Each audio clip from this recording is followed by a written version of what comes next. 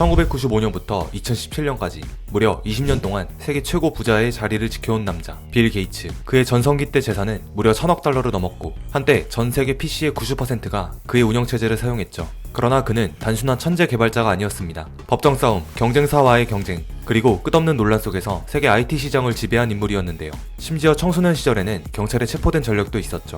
빌 게이츠는 어떻게 한 세대를 대표하는 인물이 되었을까요? 그리고 그는 정말 위대한 혁신가일까요? 아니면 역사상 가장 치밀한 독점 전략가일까요? 이야기의 시작은 1975년으로 거슬러 올라갑니다. 1975년 미국의 한 전자잡지에 새로운 컴퓨터 알테어 8800이 소개됩니다. 당시 컴퓨터는 기업이나 연구소에서나 사용하던 거대한 기계였고 개인이 소유할 수 있는 물건이 아니었습니다. 하지만 알테어라는 세계 최초의 개인용 컴퓨터가 등장하면서 이제 개인도 컴퓨터를 가질 수 있다는 새로운 패러다임이 나온 것이었습니다. 당시 이 컴퓨터는 우리가 흔히 생각하는 모니터와 마우스, 키보드가 달린 형태의 PC와는 상당히 달랐습니다. 애초에 완제품이 아니라 키트 형태로 판매되어 사용자가 직접 조립해야 했고 모니터나 키보드 없이 스위치와 RED를 이용해 명령어를 입력하는 형태였죠. 개인용 컴퓨터가 나왔다는 기사를 본 빌 게이츠의 친구 폴 앨런은 흥분을 감추지 못한 채 빌 게이츠에게 급히 전화를 걸어 이걸 우리가 먼저 선점해야 한다고 말하는데요. 그 말 한마디에 빌 게이츠도 이 개인용 컴퓨터에 매우 관심을 가졌지만 큰 문제가 하나 있었습니다. 이 컴퓨터에는 운영체제가 없다는 것이었죠. 쉽게 말해 컴퓨터는 있지만 소프트웨어가 없어서 전원을 켠다고 해서 무언가를 할 수 있는 상태가 아닌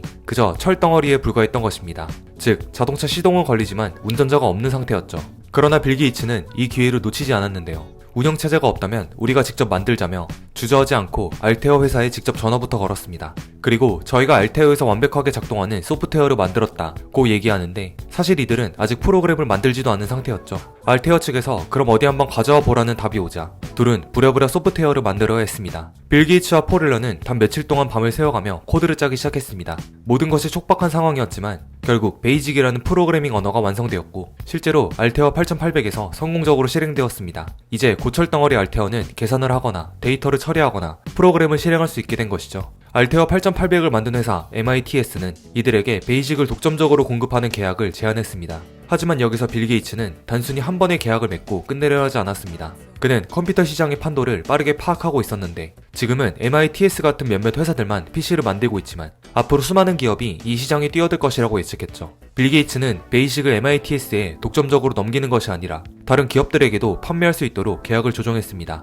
그러면서 정식으로 소프트웨어를 판매하는 회사를 설립하기로 결정했습니다. 그렇게 1975년 마이크로소프트라는 이름이 탄생합니다. 마이크로 컴퓨터와 소프트웨어의 합성어로 개인용 컴퓨터 소프트웨어를 만드는 회사를 의미했습니다. 그리고 빌 게이츠와 폴 앨런은 본격적으로 소프트웨어 개발 사업을 시작했습니다. 즉 베이직이라는 작은 성공은 훗날 빌 게이츠가 소프트웨어 시장을 선점할 수 있는 초석이었습니다. 빌 게이츠는 이 IT 산업의 흐름을 완전히 뒤바꾸는 전략적 승부수를 던지며 거대한 제국을 세워나가기 시작합니다. 1980년대 당시 IT의 공룡이라 불리던 IBM도 개인용 컴퓨터 시장에 뛰어들려 했습니다. 하지만 또 다른 문제는 운영체제가 없어서 사용하기에 다소 불편했다는 점입니다. 베이직을 통해 기본적인 명령을 내릴 수 있었지만 컴퓨터가 원활하게 작동하도록 전체 시스템을 조율하는 것이 없었던 것이죠. 즉 운영체제가 없으면 자동차를 수동으로 모든 걸 조작해야 하는 것과 같지만 운영체제가 있으면 자동 변속기나 내비게이션처럼 편리한 기능이 제공됩니다. 이때 빌 게이츠가 IBM의 운영체제를 만들어준다고 나섰는데 IBM은 이 제안을 받아들였지만 마이크로소프트가 당시 운영체제가 없었습니다.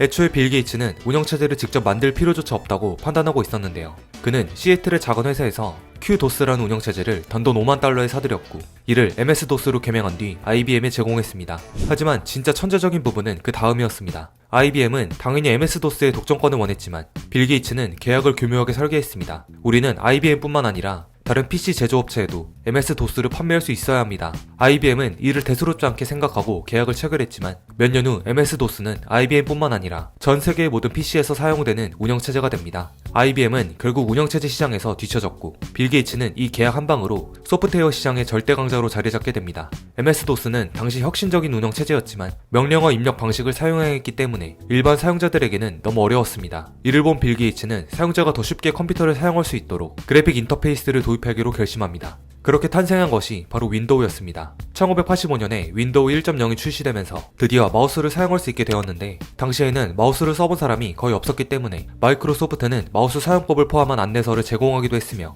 계산기, 메모장, 그림판 등이 등장했죠. 그런데 빌 게이츠가 윈도우 1.0을 발표하자 애플의 스티브 잡스는 경악했습니다. 스티브 잡스는 이미 2년 전에 애플의 매킨토시에서 사용한 마우스, 아이콘, 창과 같은 인터페이스를 마이크로소프트가 베꼈다며 빌 게이츠를 도둑이라며 격분하였습니다. 사실 마우스나 아이콘과 같은 그래픽 인터페이스는 원래 애플이 개발한 게 아니었으며 처음 개발한 회사는 제록스라는 회사였습니다. 때문에 애플과 마이크로소프트의 법정 싸움에서 법원은 최종적으로 마이크로소프트의 손을 들어줬으며 빌 게이츠는 자신에게 도둑이라고 한 스티브 잡스에게 누가 먼저 만들었던 진짜 시장을 장악한 건 나야 라는 통쾌한 메시지를 던집니다. 마이크로소프트가 성장하면서 빌 게이츠와 그의 절친 폴 앨런 사이에도 의견 차이가 발생하기 시작했습니다. 폴 앨런은 기술 개발에 더 집중하고 싶었지만 빌 게이츠는 비즈니스 확장과 시장 장악을 더 중요하게 생각했고 결국 1983년 폴 앨런은 건강 문제와 경영 스타일 차이로 인해 마이크로소프트를 떠났습니다.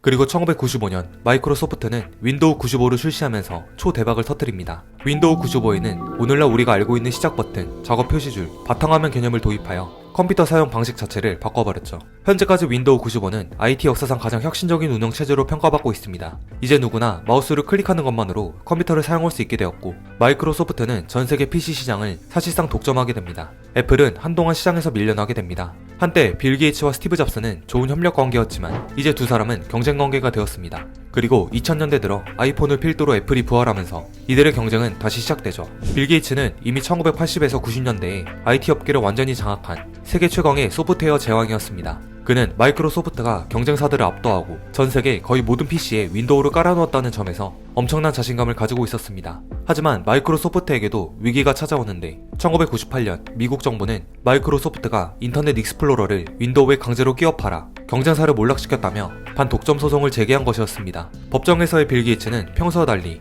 차가운 태도로 일관했는데 실제로 빌 게이츠는 신문을 받을 때 일부러 질문을 이해하지 못한 척하거나 같은 내용을 계속 반복하는 등 법정 공방을 길게 끌려는 전략을 사용했습니다. 하지만 이런 태도는 오히려 빌 게이츠에게 악영향을 미쳤습니다. 법원은 마이크로소프트가 시장 지배력을 남용했다고 판결했고 회사 분할 명령까지 내렸습니다. 결국 마이크로소프트는 법적 협상을 통해 강제 분할은 피했지만 이후 기업의 운영 방식에 대한 많은 제재를 받게 되었습니다. 이 소송을 계기로 빌 게이츠는 마이크로소프트의 CEO 자리에서 떠나 경영 일선에서 한 발 물러나게 됩니다. 마이크로소프트의 절대적인 영향력 또한 점점 줄어들게 되죠. 그 후 또 다른 논란이 그를 기다리고 있었는데요. 바로 음모론의 주인공이 된 것이죠. 특히 코로나19 이후 빌 게이츠는 백신과 관련된 여러 음모론에 휘말렸습니다. 일부 사람들은 빌 게이츠가 백신을 통해 전 세계를 조정하려 한다는 황당한 주장을 펼쳤고 인터넷에서는 그의 연설 장면을 조작한 영상까지 돌아다녔습니다. 이에 대해 그는 이런 루머가 도는 건 황당할 뿐이라며 직접 반박하기도 했습니다. 한편 빌 게이츠의 절친이었던 폴 앨런은 마이크로소프트를 떠난 후에도 우주 개발이나 과학 연구 등 다양한 분야에 도전했습니다.